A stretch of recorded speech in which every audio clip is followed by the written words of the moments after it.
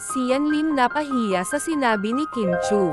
Nasaktan si Sian Lim sa estimento ni Kim Chu matapos ang paghihiwalay ng dating magkasintahan.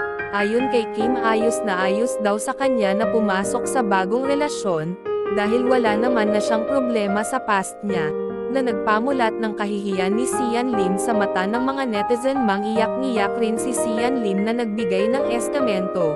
Ayon dito, na tunay nga namang ikinakilig ng mga netizen dahil sabi nga nila na bagay daw talaga sina Kim, at ang bago niyang katmabalan na si Paulo Avellino. Siniship nga umano ito ng mga netizen dahil bagay na bagay sila.